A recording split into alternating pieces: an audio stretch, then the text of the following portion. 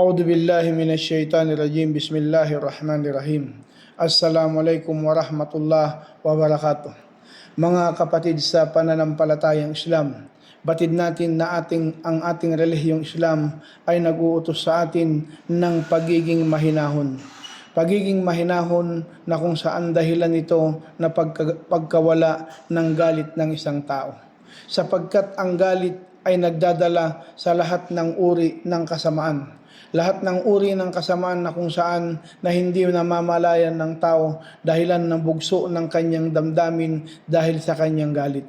Ang Propeta Muhammad sallallahu alaihi wasallam ay nagulat na kung saan ay nagsabi na inulat ni Abu Hurairah radhiyallahu anhu an Abi Hurairah radhiyallahu anhu anna rajulan qala للنبي صلى الله عليه وسلم أوصيني قال لا تغضب فردد مرارا قال لا تغضب رواه البخاري. Inulat ni Abu Hurairah radhiyallahu anhu, kalugdan nawa siya ng Allah subhanahu wa ta'ala, na ang isang lalaki ay dumating sa propeta na sinabi ng tao sa propeta sallallahu alaihi wasallam na payuhan mo po ako. Sabi, huwag kang magalit. At inulit niya ito ng maraming beses na sinabi, huwag kang magalit, isinalaysay ni Bukhari.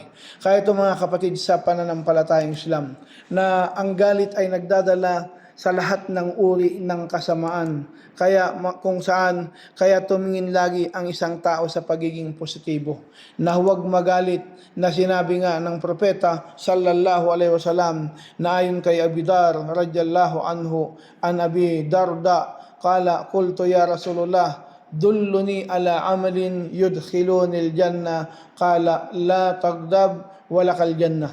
Ayon kay Abu Darda radhiyallahu anhu, na aking sinabi, o mensahero ng Allah, gabayan mo po ako sa gawaing papasok ako sa paraiso. Sabi, huwag kang magalit at mapasaiyo ang paraiso, isinalaysay ni Tabarani.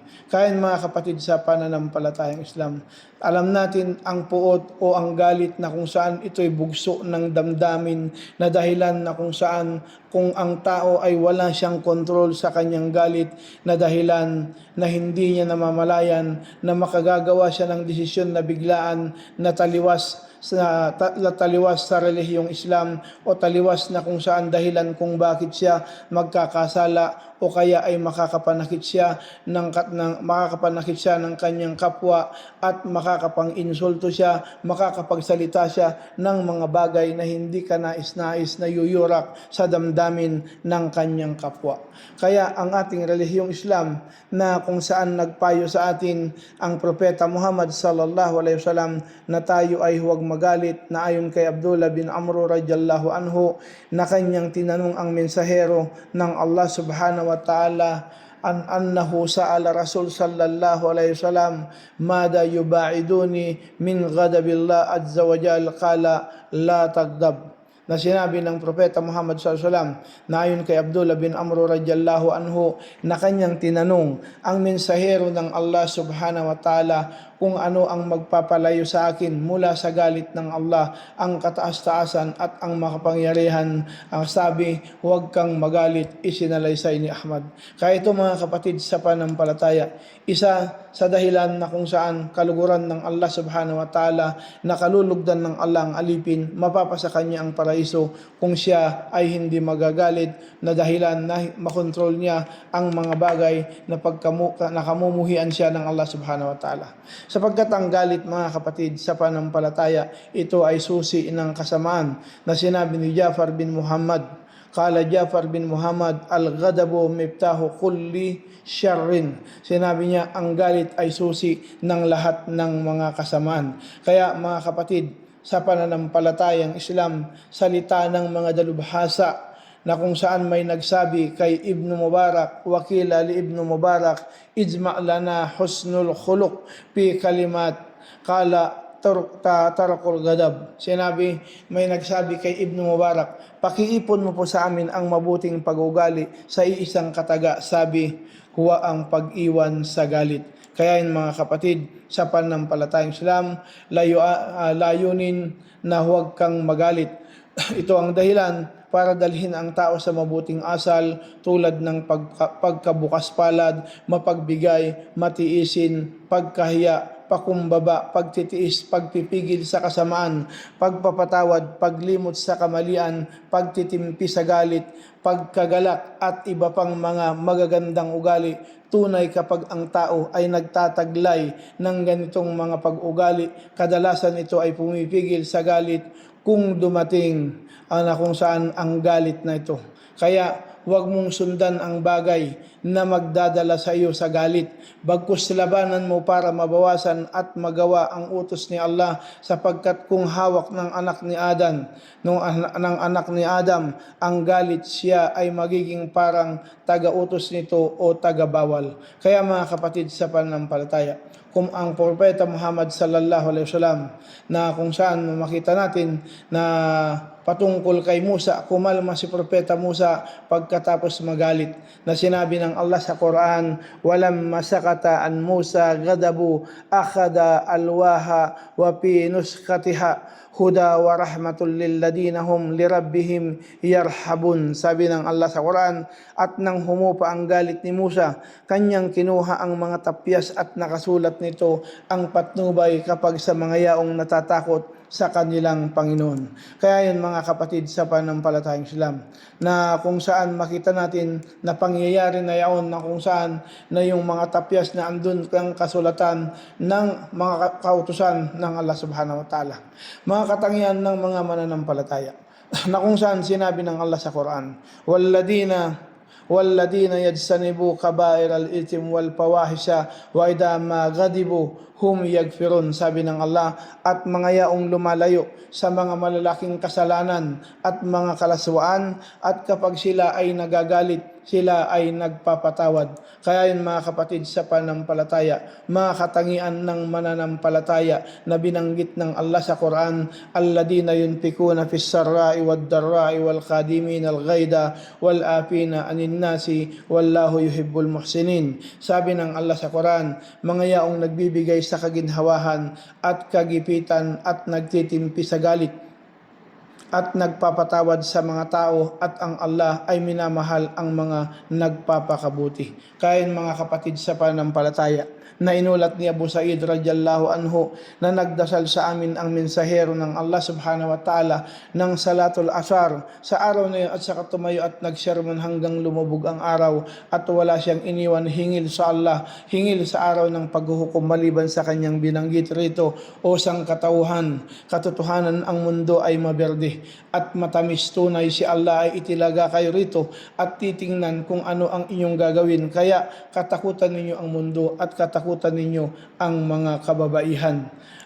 Katakutan ninyo ang mga kababaihan, katotohanan ang bawat traidor ay merong bandila sa araw ng paghukom, ayon sa kanyang pagtataksil na ipapatayo sa kanyang likuran bilang pabuya sa kanya, at huwag traidor na mas matindi kaysa sa pangkalahatang pinuno. At kanyang binanggit, meron hingil sa mga pag-uugali, at nagsabi, merong tao na mabilis magalit ngunit madaling kumalma, kaya ito ay para rito, at meron ding mabagal magalit ngunit mabagal din kumalma, kaya ito ay para rito, at ang pinakamainam sa kanila ay ang mabagal magalit ngunit mabilis kumalma, at ang pinakamasama ay ang mabilis magalit at mabagal kumalma. At nagsabi, katotohanan ang pagkapuot ay baga sa puso ng anak ni Adam na lumiliyab. Hindi mo ba nakikita sa kanyang mga namumulang mga mata at kanyang lumalaking mga ugat? Kaya ang sino mang makakita rito sa inyo, umupo kaya o dumura sa lupa. Kaya kung saan makita yung ugat na binanggit, yung salitid ng anak ni Adam, makita pag nagagalit siya, lalabas ito. At pagkatapos kanyang binanggit ang paghingi, at nagsabi, merong lalaki na mabuti kung humiling ngunit masamang magbayad, kaya ito ay para rito, at mabuting magbayad ngunit masamang humiling, kaya ito ay para rito. Kaya ang pinakamainam sa kanila ay ang mabuti kung humiling at mabuting magbayad, at ang pinakamasama ay ang masama kung humiling at masamang magbayad.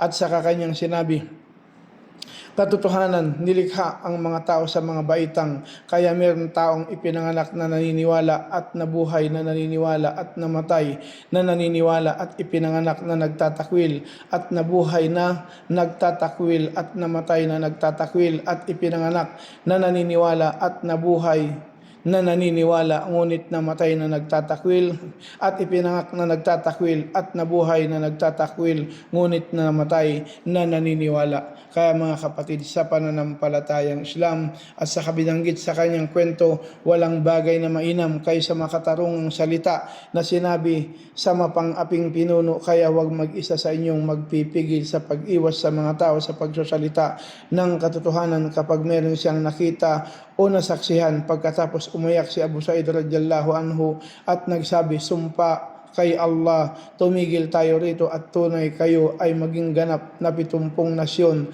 at kayo ang pinakamainam at pinakamarangal sa Allah. At pagkatapos malapit na lumubog ang araw at siya ay nagsabi, katotohanan walang natira sa mundo sa nakaraan niya katulad sa natirang araw na ito sa kanyang nakaraan, isinalaysay ni Ahmad. Kaya makita natin mga kapatid sa pananampalataya, magandang aral sa hadith, kapag magalit dapat kumalma kagad. Kapag magalit ay humanap kaagad ng ibang gawain. Ang galit ay baga sa puso na lumiliyab. Huwag maging abala sa mga bagay na kinagagalit ng sarili. Magtimpi sa galit para umabot sa baitang ng mga mabubuting tao. Galit ay hindi makakalutas ng anumang bagay. Wala itong binubuo, ngunit ito ay makakasira ng anuman. Kaya mga kapatid, nahawakan ang sarili, kontrolin ang ating sarili sa oras ng galit na inulat ni Abu Hurairah radhiyallahu anhu, kala Rasul sallallahu alaihi wasallam, satakunu fitanan, al-qaidu fiha khairun min al-qaim, wal-qaimu fiha khairun min al-mashi, wal-mashi fiha khairun min as-sa'i, wa man yusrif laha tatasarrifhu wa man wajada maljan aw ma'adan palya'ud bihi. Sinabi ng propeta sallallahu alaihi wasallam na inulat ni Abu Hurairah, magkakaroon ng mga kaguluhan. Ang umupo rito ay mas mainam pa kaysa nakatayo, at ang nakatayo ay mas mainam pa kaysa lumalakad, at ang lumalakad ay mas mainam pa kaysa tumatakbo, at ang sinumang tumingin rito ay mapapasunod sa sinumang nakakita. Sino mang tumingin at napasunod at sino mang nakakita ng tugunan o ligtas na lugar ay magtago roon, isinalaysay ni Bukhari at Muslim. Kaya mga kapatid sa pananampalataya, nahawakan ang sarili, kontrolin ang sarili sa oras ng galit para hindi makasakit ng iba. Kaya ang malakas na kung saan ang malakas ay ang hawak ang sarili sa galit. Na inulat ni Abu Hurairah radhiyallahu anhu na sinabi ng propeta sallallahu alaihi wasallam, laysa shadidul bisur'ati wa innama shadidul ladhi yumliku nafsahu indal ghadab. Na sinabi ng propeta sallallahu alaihi wasallam, hindi malakas ang makipagbuno, katotohanan ang malakas ang yaong hawak niya ang kanyang sarili sa galit, isinalaysay ni Bukhari at Muslim.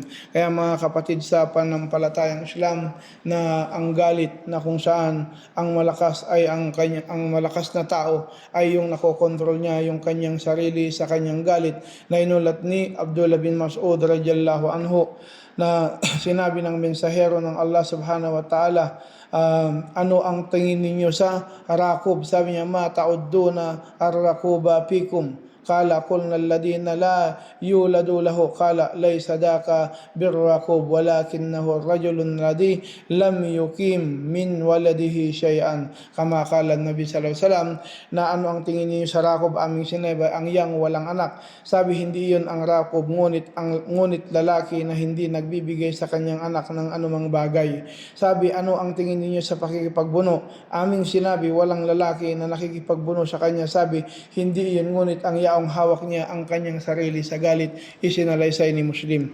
Na kung saan ang isang tao na nakokontrol niya ang kanyang sarili sa kanyang galit, na ito ang malakas na tao. Kaya makita natin na apat na pinagmumulan ng galit, na sabi ni Hasan, qala al-Hasan, arba'a man kunna fihi asimatullah min syaitan wa harramahu 'alan nar, man malaka nafsahu indal ragba war rahba wasyahawati wal ghadab, akhraja Abu Naim fil Hilyah. Sinabi ni Hasan, apat na magkakaroon ng proteksyon ni Allah laban sa Satanas at ipagbabawal sa kanya ang impyerno. Sino mang hawak niya ang kanyang sarili sa paghahangad at pagkatakot at pagnanasa at galit, inilabas ni Abu Naim sa Al-Hilya. Kaya yun mga kapatid sa pananampalataya, na makita natin ang paghahangad, ito ang hilig ng sarili para ito ay makamit. Ang sino mang humangad sa isang bagay ay dadalhin siya ng kanyang hangarin para lamang ito ay makuha sa kahit anong paraan.